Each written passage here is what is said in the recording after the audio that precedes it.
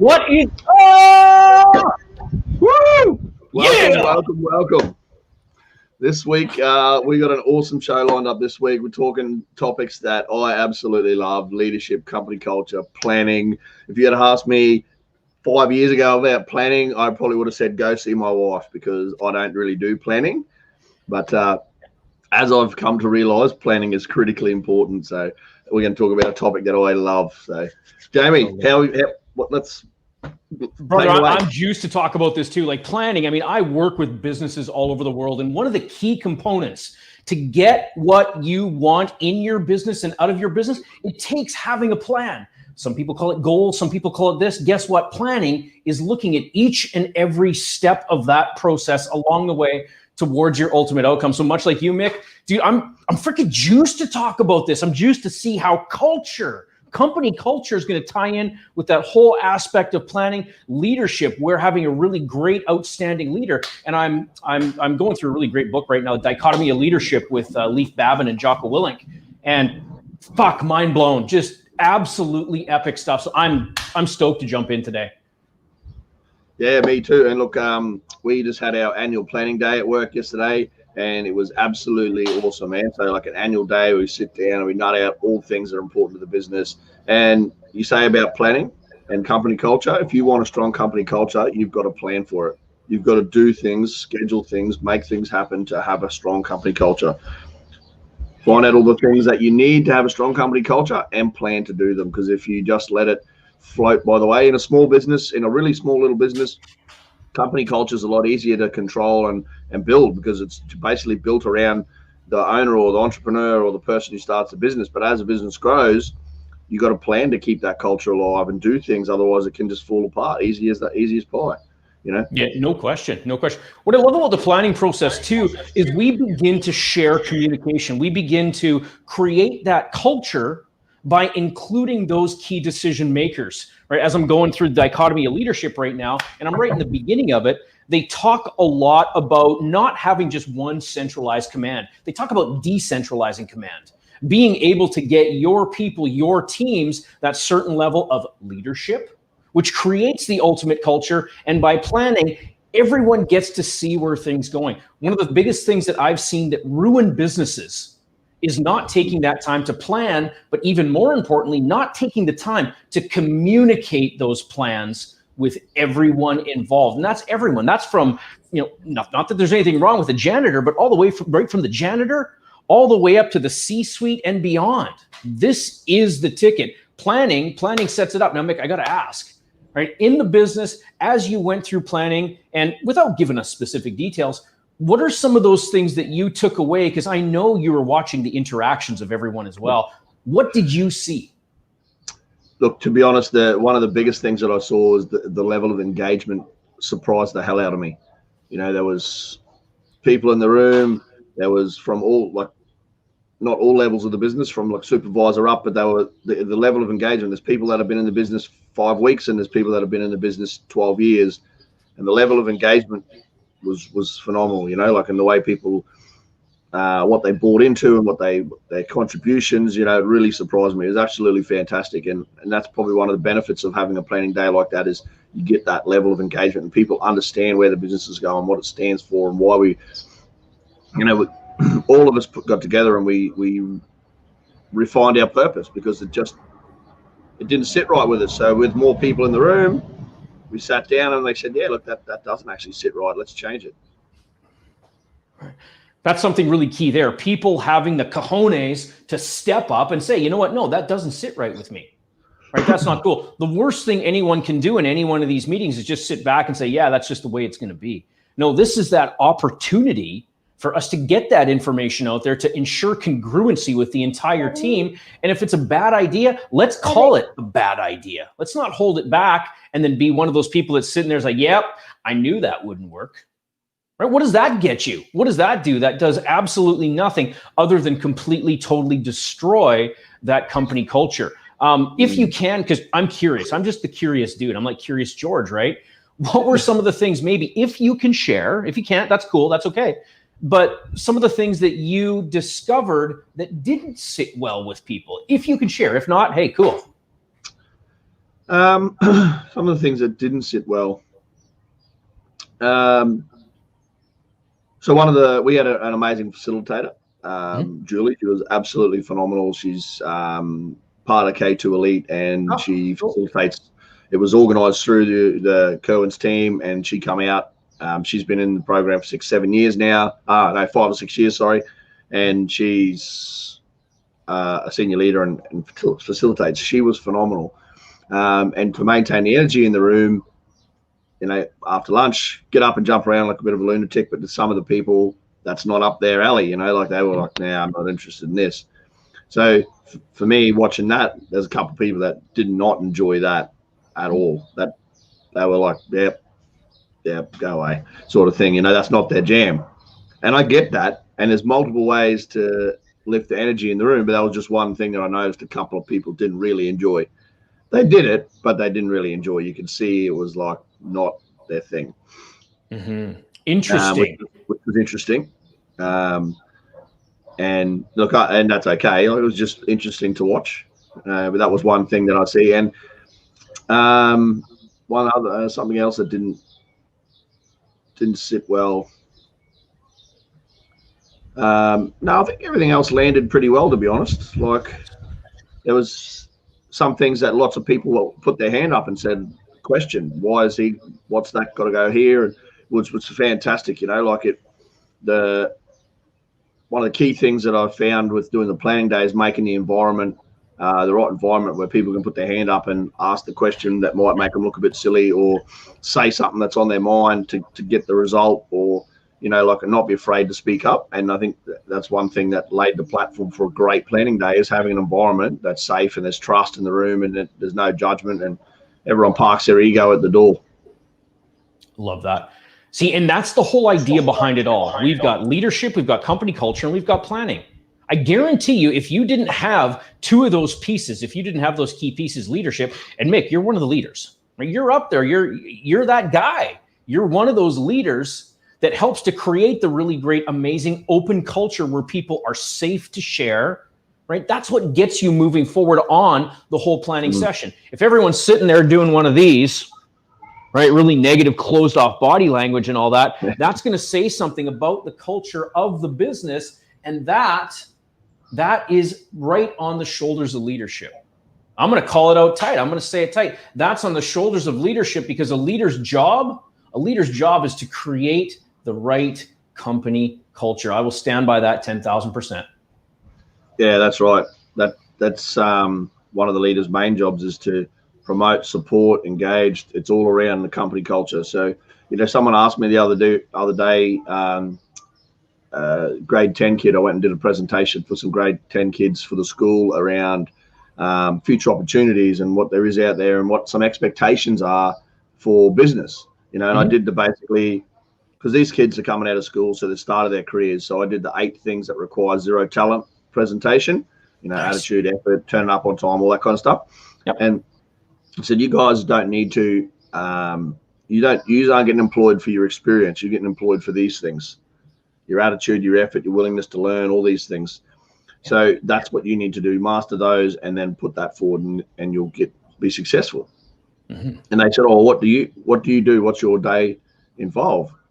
And it got me thinking how to articulate that. I said, pretty much everything I do involves people. It's about 20% actual stuff, a bit of financial reviews, quoting, reviewing processes, all that kind of stuff. Sure. The other 80% is around people. Pretty much everything has to do with people. Checking in on people, performance managing people, leadership. It's all around people, engaging with your team, like everything. I'm like, oh, so you spend all day talking to people? I was like, yeah, pretty much. And that's how grade 10 simplified it. You spend all day talking to people. I'm like, yeah, but with a purpose, in a direction, and to achieve something, not just talking to people for the sake of it. Yeah. But how good is that? Because I know you and I both experienced this in the past, other jobs, other stuff like that, as we're going through. There were those leaders, I know you experienced it, that they were totally closed off. It's like, don't talk to them. That's the boss. Oh, don't interrupt them. Don't talk to them. I'm going to say it. That's an absolute shit company culture. And that's not a leader that's really being a leader, right? At the highest of levels, in the position that you're at with the company that you're at, right? People look up to you, right? You're in that position. And when you cut yourself off from that, when you segregate yourself, you're just in your office doing that, that's creating absolutely no company culture. What happens when something that is noteworthy and newsworthy actually happens in the company, and that person's too afraid to go tell someone about it, or they've seen something, they've experienced something that they didn't really think was right? If you don't have the right company culture and the right leadership in place, that thing is going to try at least to get swept under the carpet, under the rug. That's the absolute last thing. That is the demise of a company in action. Think about this, though. You get the really great leaders in place that stick by their word, right? You and I both know this saying, my word is my bond. When you have those leaders that step up in that manner, lead by example, be a part of the team, and show what's possible, they in turn create that absolutely amazing, freaking outstanding company culture. That way, when it comes time to plan, it's not a chore. It's not like, oh yeah, it's that corporate bullshit that we've got to do every 3 months that, we talk about it, but we don't do anything about it. You've got the culture, when you've got the leadership, then everyone's supporting on the same lines. Boom, that stuff happens and people get excited for it. Yeah, absolutely.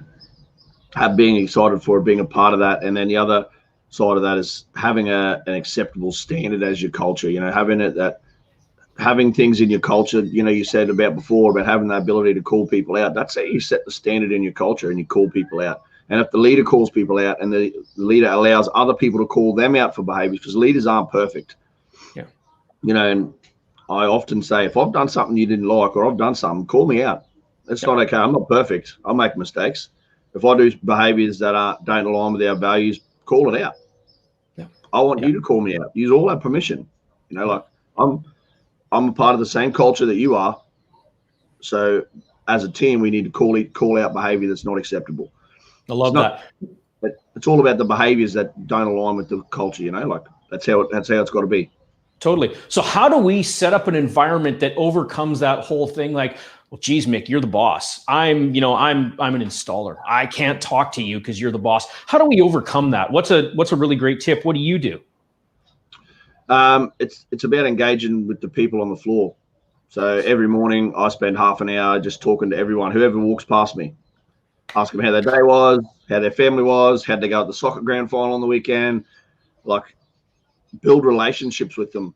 Every employee, a new guy starts, spend half an hour chatting to him, find out what makes him tick, what he loves, what he doesn't like. Next time you see him, ask him, did he go do this on the weekend, or how he went, or what did he get up to on the weekend? Was he, blah, blah, blah, blah. So it's about building relationships with everybody at every level. If you only spend time building relationships with the leadership team, they're the only people who are going to talk to you.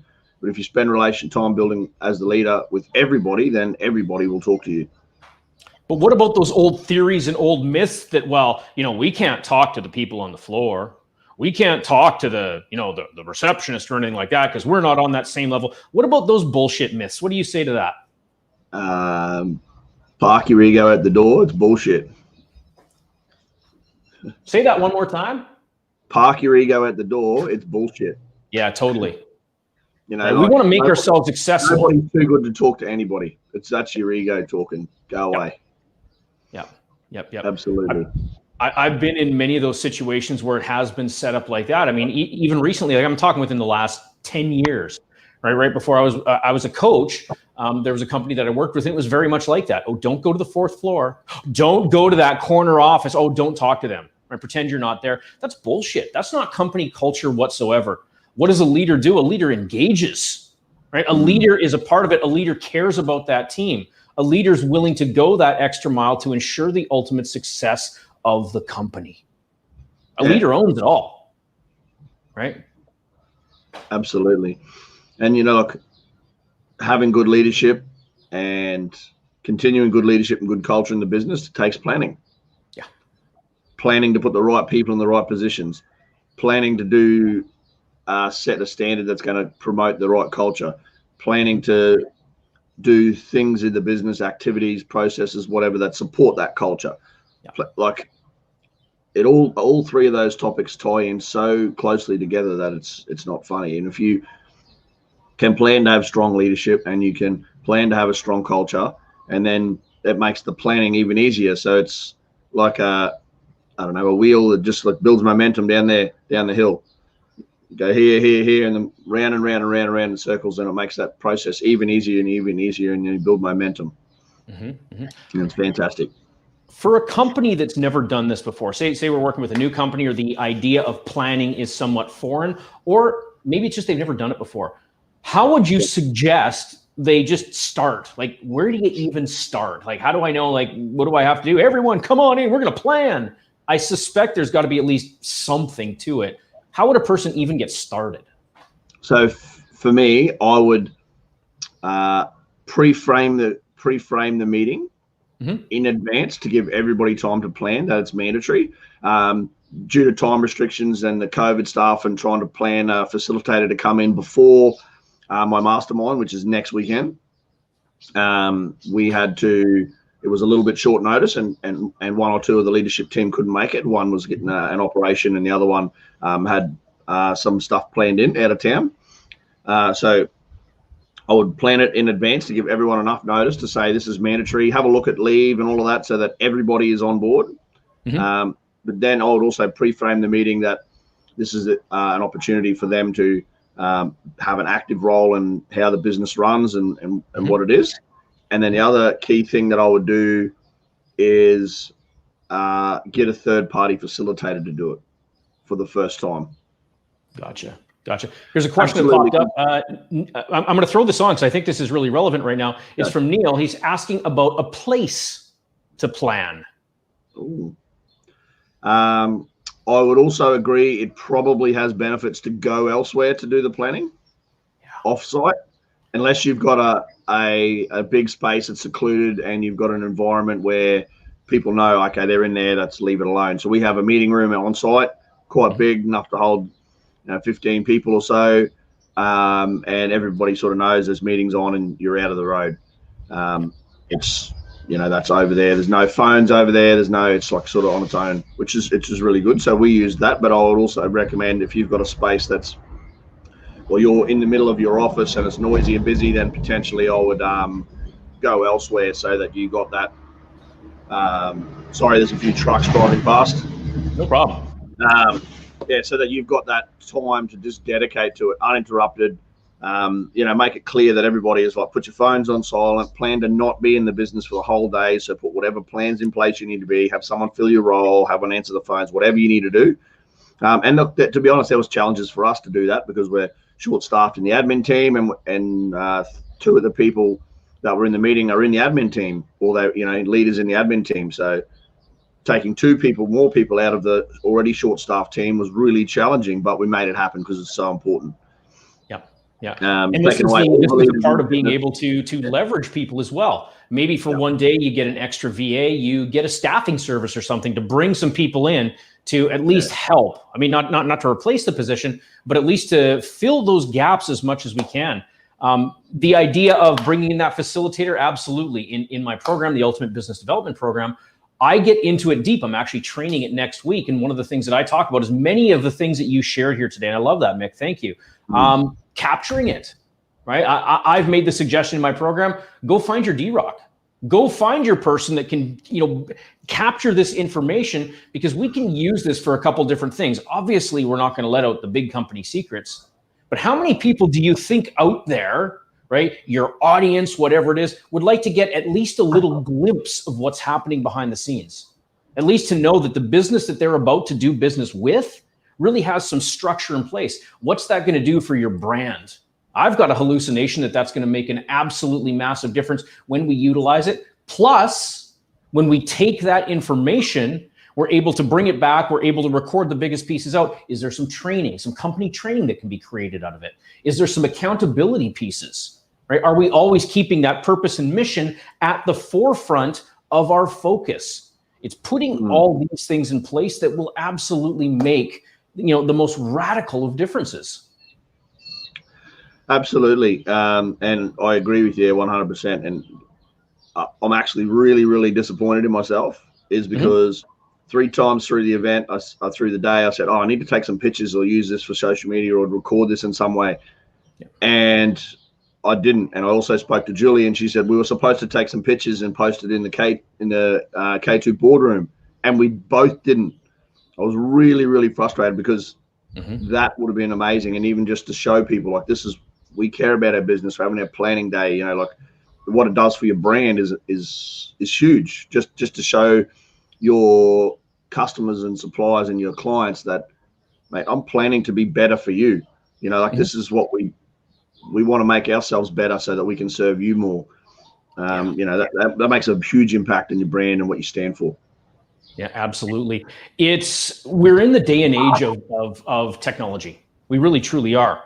I mean, Mick, you and I have been doing these shows now for, I think it's 8 months now. 8 months, almost every single Friday for 8 months now. But look at what this does. It connects us. We're on 2 completely different continents. Yet here we are, we're together, we're doing this. Technology is our friend. We want to employ that technology when we're having those planning meetings. Because I don't know about you, but there's been plenty of times where I've been in those meetings, in those planning meetings, executive corporate meetings, and it's like, oh, what was that point again? If only there was a way for me to go back and listen to the recording or review the tapes or whatever it is, right? How many times have you said that? Yeah, absolutely. Heaps of times. And it's something that's come up a few times is just, you know, we should record these. We should do like for minutes. We should, but setting that technology up and leveraging that technology is going to be critically important going forward. And technology was a huge theme in our planning day because, you know, we analyze strengths, weaknesses, trends, you know, what are our achievements and what are the lessons we've learned for the last year. And a part of that, you know, what are the trends? And one of the trends that come up was like technology, digitization, automation of your business. Yep. You know, like so many industries of like you used to have to pick up a phone to call a cab. Now you look on your phone, press get Uber and watch the car drive to you and you jump in. Yeah. No more ringing up, waiting on hold, order the taxi. They say they're going to be 10 minutes. You wait 25. You know, like you can literally watch the car drive to your house. Yeah. Oh, hey, 2 minutes away. I'll walk out the front. Listen to the common language here. Listen to what we're talking about. I'm in Canada. Mick's in Australia. He says Uber. I know exactly what's going on. I've got the picture of the app in my head and I'm watching the little car come to my house. Doesn't matter where we are in the world. This is the impact that technology is having for our planning meetings, for our leadership, for all of that. We've got to look at those ways, those opportunities where we can bring this in even more. And one of the things that I share a lot about too is automate, delegate, or eliminate. Automate, delegate, or eliminate. Automation, I love automation. I think automation's sexy. Where can we start to incorporate some of that to give ourselves even more time back? That's something we plan for. We don't just implement a brand new CRM, EMS, whatever it is, and all of a sudden expect it. And we're going to plan for that. We're going to strategically do implementations. I worked for a company that for 2 years, I was on the test team for it, the test team to make sure that it was a viable product to go live with it. We shared some feedback. The feedback wasn't well received. We didn't believe that it was ready to go live. They went live. And as a consequence of that, we couldn't invoice customers for over 3 months. That was completely due to a lack of efficient planning. Proper planning, proper communication, breaking down the silos, right? Creating a company culture where people would actually listen would completely, totally eliminate that challenge. And I mean, you can imagine a company like that, and it was a world-class company. And I'm talking like world-class company not being able to invoice or bill for a matter of like 3 months. You want to talk about challenges? That's actually really common. You know, like big government departments implementing new systems and can't process a contractor or a supplier invoice for 4 months. Yep. Having to pay invoices to order critical supplies by credit card because they can't process payments because they didn't plan properly. They didn't look at the systems. They did a small test satellite station and went, yeah, this is going to be awesome. And then rolled it out business wide without looking at the consequences of the process and the amount of data that they didn't plan properly. And people had raised concerns because of delays on a small scale. Yeah. People had raised concerns, but they didn't listen. They said, oh, that worked. Yeah, but they had instead of getting invoices processed in 7 days, they were taking 14.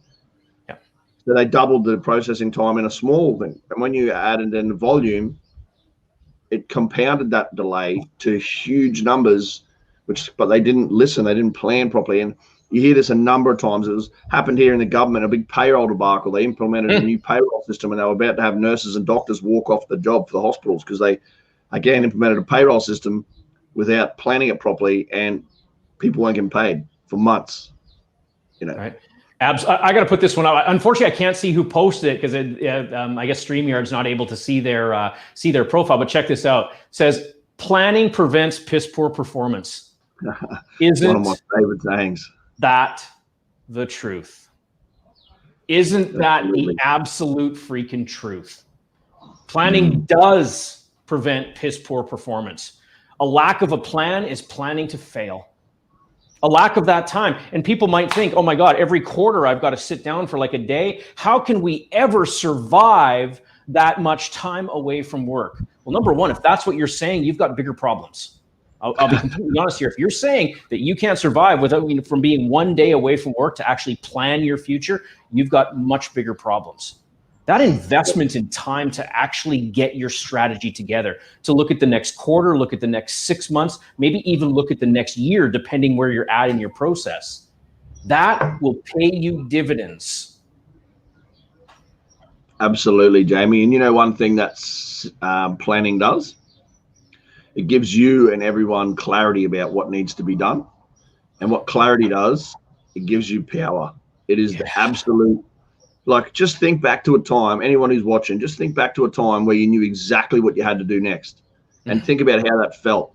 You would have felt alive. You would have felt like nothing could stop you. You knew you had to go do that, whatever it was, whether it was in sport, you knew that you had to go and do A, B, and C to win the game. You knew that you had to be here. You knew the next step was to go buy this or do that, or, like to finish your shed. You knew you needed to spend 6 hours putting the roof on and put the flashings on. You knew, and you're like, yep, sweet, I know what I've got to do. It's not hard, And then think about the time where you didn't really know, and how many times have you not done something because you weren't sure what the next step was, or you didn't know, and you were, So in business, if you don't know what the next thing you got to do is, you're just sort of doing whatever and going through the motions to try and fill the time to. If you know what the next steps are, guess what happens? You do them, and you've got this absolute clarity and power, and you are like unstoppable. Yeah. And that's what this planning days are all about, is having that clarity of knowing what the next steps are to get to the end goal. Yeah. It's all laid out. That's the steps. Yeah. That's what's going to enable any business to really, truly get into that flow state, that place where everything's just absolutely happening. Planning does that, right? What happens when we don't plan, though? Well, number one, procrastination. Right? Oh. Procrastination, masturbation. We get nothing done. Nothing moves ahead. Nothing happens. Procrastination is easy because there's too many things going on. You don't know the next step to take. You don't know if it's something I've got to do now, something I've got to do later. There's a ton of confusion surrounding it. You will not move forward. Clarity is direction. Clarity gives you that ultimate direction as to where you're going, because you know what's A, what's B, what's C, and it gets you to your ultimate outcome. I'm such a big believer in this. And when Mick and I got talking about what the topic for the show was going to be today, and just the idea of planning popped up, it's like, oh, that's so good, because that's one of the secret weapons to business success. Have a plan. Know where you're going, know what's got to be done, know who's got to do it, get really strategic on that so that you can move it forward. Let's face it, do I know what I'm going to be doing 6 years from now at the exact time? No, I don't. But guess what? I've got a pretty damn good idea what I've got going on for Q1 already. Why? Because I planned it out, because I have a structure, I have a system in place, and I know what taking those actions is ultimately going to do for me. It's going to completely set me up. Without a plan, it's like, well, what do you think we should do? I don't know. What do you think we should do? I don't know. That's a lack of planning. And you said something before, procrastination, Jamie. And when I did my MBA a few years ago, I used to leave my assignments and I'd be like, oh, I got an assignment due in 4 weeks. I might clean the house. I'll do that next weekend. I've got plenty of time. Oh, I haven't mowed the lawn for a couple of weeks. I'll duck out and do that first, and then I'll start my assignment. And I used to find other things to fill the time because I was procrastinating. And one of the biggest things that I found by the end of it was just take the first step. It really breaks procrastination apart, is just get movement going, because procrastination is a stationary thing. You're not moving forward, you're going backwards, you're shuffling side to side. And the thing that I found that really just breaks procrastination is to take the first step. And to put that into context for business is you don't know what to do and you just sort of fill in the void. Book the planning day. Yeah. Like, you've taken the first step. And as soon as you've booked that planning day and you've hired a facilitator, things start moving. Yes. People start getting clarity. They start going, oh, what are we doing here? Oh, we're going to work out what the next steps are for the next 12 months, and then we're going to break them down for the next quarter and next. Oh, wow, really? That's cool. I'm excited about that. Let's see what we've got to do. Like you start just book the facilitator, book the date, and take the first step, and then that'll bust up procrastination wide open, because procrastination is a stationary state. You don't move forward. So taking that first step forward just breaks it to pieces. So if you're procrastinating about something, take one step. Ask yourself, what's one thing I can do today to move myself closer to that goal? What's one thing? It can be literally picking up the phone and making a phone call. What's one thing? For me, it was like with my uni, it was like just go and write the intro. Just spend half an hour tonight and just write the first 200 words, do the intro paragraph. And what happened every time is I sat there for about 4 hours and wrote 1,000 or 1,500 words without even trying. Yep. Because I knew what I had to say, but I was putting it off because I didn't know where to start. So start at the start, take the first step. What's one thing I can do right now? So I would just go in and say, oh, no, I'm just going to write the intro tonight. I don't care, as long as I get the intro done, that's fine. And I told myself that, and I knew deep down I'd write more, but I just, every time, because I'd procrastinate about it. So just what's one thing I can do right now that's going to move me closer to my goal or whatever it is. And that's a simple question. That's a really, really, really simple question to ask. What's one thing I can do right now that moves me closer to my ultimate outcome? Right? That might be a whole theme of maybe your first planning meeting, your first planning session. Now, here's something here. Say I've got my team. Say I got a small business. I got 50 people. I've got a small little executive management team and all that sort of stuff. We've never done a planning meeting before. You started talking about really framing that up. And let's get really 3 concise points here. What are the 3 big things that I must focus on if I'm going to frame up an exciting a meeting that's really going to help our business take it forward? What do I have to get, or what do I have to share with my executive team that's going to get that buy-in for them? What do you think? So I think it's, and I'm going to use from experience here because I participated. This is the second time I've done this planning process. Mm-hmm. Once as part of Mastermind in K2, and then once in our business. So I think it's really, really important that you create an environment where people feel safe to say what they really feel. Number one, no matter safe. what. So there needs to be a trusting, safe environment, and you can do a sharing exercise, a trust exercise, and really send the love when people share. We just hit a 1, 2, 3 clap when everyone shared something. Whether it was really deep and personal, whether it was something success or whatever it was. So we created an environment where it was okay for people to share and speak the truth. One other thing that was super valuable was our facilitator did an ego presentation about signs of ego showing up and what it is, and that we all agreed that we would park our egos at the door. And there was blame and distortion and attack and defense and all these mechanisms that are signs of your ego.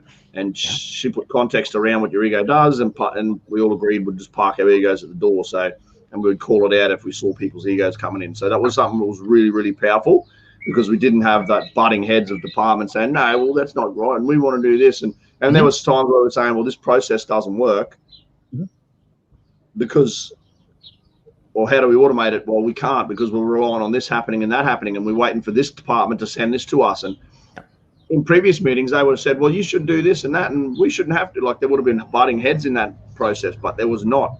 They were like, yeah, look, that is a slow point. That is a bottleneck. Like, there was some open discussion because people parked their egos at the door. There was no clashing between departments. It was so good. It was really, really. So that's another thing that's really important. And I think what's really important is making it clear at the start what the outcome of the planning day is. Cool. What if you don't know the outcome? What if you're uncertain about the outcome? Do we use a general outcome? What do you think? Remember, we've never done this before. So as a group, I think you work out what you want the outcome to be. Cool. Cool. So as a leader, you want to have a planning day. Okay, cool. Why? Why do you want to have a planning day, Jamie? Yeah. Yeah. I want to have it so that I can grow my business, so that I can recognize the opportunities that I'm leaving on the table that maybe I'm not even being able to capitalize on. I know with the right resources and the right resourcefulness from me, I can make all the difference. That's what I want to plan on. Beautiful. There we go. So the outcome is that we're gonna know all the opportunities and those 5 things you just rattled. I wish I was quick enough to remember them all and say them back to you, but I missed them. You know, you want to grow your business and you want to look at all the opportunities that you might be missing, and you want to make sure we've got all the resources and the resourcefulness that we need. And okay, so that's the outcome. At the end of the planning day, did we achieve our outcome? Look at this. Accountability. That was the whole day. This is what we wanted to achieve today. Did we get it or not? Yes. Awesome. Why did we do it? Because everybody had buy-in, because it was a safe space, because, well, whatever the reasons were why you did. Okay, no, we didn't achieve that. Why not? Well, we need time to implement some of that stuff first. Okay, sweet. What else? Why else didn't we achieve it? Oh, because Jamie didn't leave his ego at the door and we kept clashing and we couldn't get a resolution on those 2 points. Right. How do we fix that? Well, we sack Jamie. No, we don't. No, we don't. No, maybe Jamie needs to do some work. Maybe we talk to you, whatever it is. What are the reasons and how do we resolve that for the next planning day so that we get the outcome? So you do a debrief process and you work it all out. And there's 100 different debrief processes. Yeah. That's just one that I've had in my head that I like. Like, do we get the outcome? Yes or no? Why did we achieve it? Yes or no? And how do we make sure we either do that again, or how do we fix it for next time? Yep. I love that. I absolutely love that. And that's it. That's what does set us up for that ultimate success. Clarity. There's huge clarity around what you just shared. What I also like to add to that, I mean, and if we're recapping, safe place, right? Ego at the door, and know your outcome. What I'd also like to add to that, if I can, is bring that open mind, bring a solutions focus. We're not going to sit here and debate problems. Debating problems does nothing. Yeah, we're going to address it. We're going to recognize that there's challenges and stuff. Great. What are we prepared to do about it to make this problem either minimized or not a problem at all? Yeah, absolutely, Jamie. Absolutely. We want to have those solutions in our mindset. We want to be prepared. One of the things that I talk about, I just went through my boot camp here, and we talked about offline meetings. These are meetings that can't be, dealt with within the huddle, your team huddle, your daily huddles and all that. Someone who needs more time. So what do we have to do? We have to set ourselves up with some offline meetings. And what happens in those offline meetings?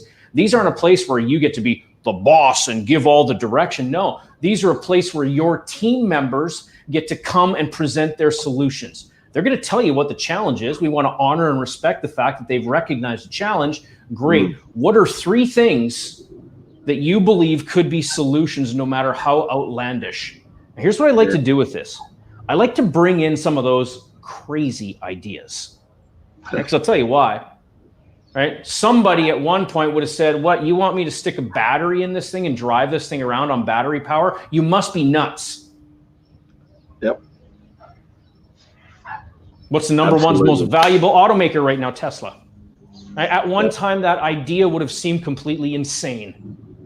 But this is where we want to generate that idea, because me as the leader, I certainly don't have all the solutions. Mick, do you know all the answers for everything? Absolutely not. Hell no.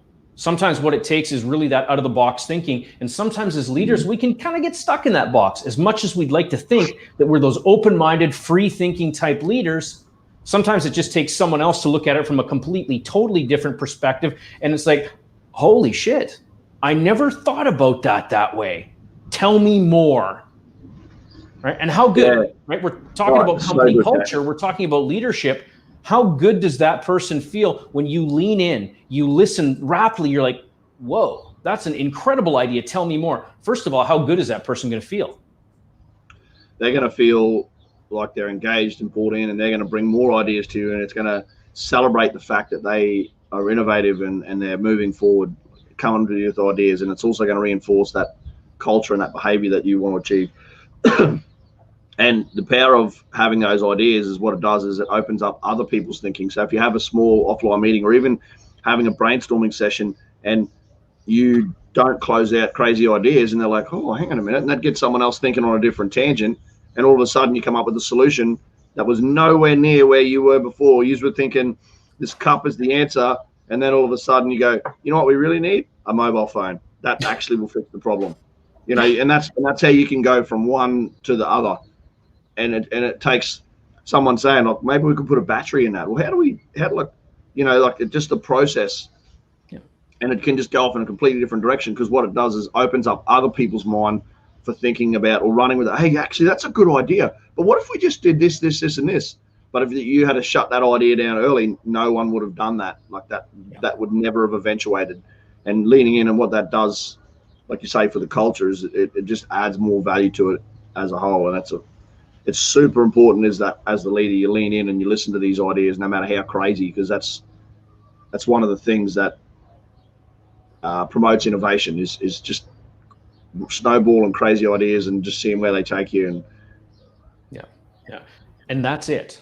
That all comes from having that open, welcoming, safe, thought-conducing company culture, where people aren't afraid to walk into the office and say, hey, I got this idea, right? Things that have come from ideas. Yeah, of course, we all know what Elon's done, but what are some of the other things? I mean, if I could see everyone, if I was doing this as a training, I would probably ask at this point, who here has ever used Gmail? I'd probably ask that question. I'd imagine just about everyone in the audience would put their hands up. Gmail was the product of someone thinking outside the box. Google wasn't designed to make a mail client. Someone on their own time, because what Google does that I think is really neat is they allow for 20%, right, up to 20% of your own heartfelt projects, stuff that you really have a passion for. You get to go work on it. Gmail, AdSense, AdWords, that was all created from someone on their 20% time. Now, how cool is that? An environment, a company culture that actually fosters that free thought to get those ideas churning, right? AdWords, do we even need to talk about how much money that little bad boy made? That was all because someone chose to think different, think bigger, and really get that out there. Yeah. And I suppose that's what having a strong culture and innovation can do. Business is 80% people, 20% strategy. So culture's the heart and the foundation of people. That's the standards and the rules and the power of the herd and what's acceptable and what's not. So if you get that wrong, that's 80% of your business that's wrong. Yep. That's why it's critically important, right, team members? We have our standards set up. We have our values for our company established. We know what those values are, and we adhere to them. Right. One of the things that I've heard, Kerwin say over and over and over, I've seen it on tons of his recorded material, everything. There is no one person, including myself, that is more important than either the mission or the purpose. Right. Doesn't matter if it's me as the leader. Doesn't matter if it's my team or whatever. And I love that, because when we're all accountable to that purpose, to that mission, each and every one of us, we're not off doing our own thing for our own well-being or anything. We're all working towards that ultimate purpose of the company. Great things happen. This leads to that great company culture. This leads to insanely productive planning meetings where, you might think that that's a 10-year outcome or a 10-year result.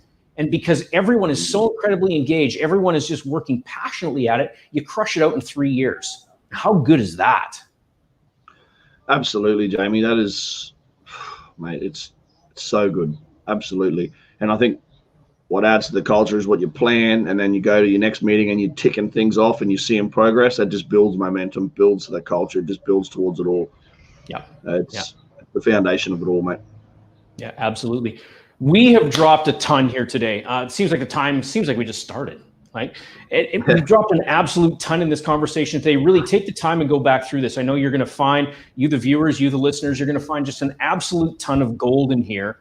And it's really got some keys that can set you up and take your business to the next level and beyond. This is the power of what we're sharing here. You apply this, you put it to work, you make it happen in your business, you find the way. What's going to happen? You're going to see some radical productivity increases. Last thoughts, Mick. Look, like I said before, I think leadership, culture, planning, it all ties in together, and it's the foundation of business. Like business is 80% people, 20% strategy. So if you can get the people stuff right, the strategy will sort itself out. There's so much information there on a strategy. So business is all about people. Get your culture right, get your people right, and plan for success. Yeah. Love that. On that note, big love to everyone. Have an absolutely incredible week. We'll be back next week, same time, same channel. Thank you so much for watching and tuning in. If you've got questions, reach out to Mick, reach out to myself. More importantly, jump in the Insiders Elite Business Evolution Group, iebegroup.com. Get extra tips, extra hints. We want to help you out. We want to see your business grow. Until then, have an absolutely incredible week. Absolutely. Talk soon.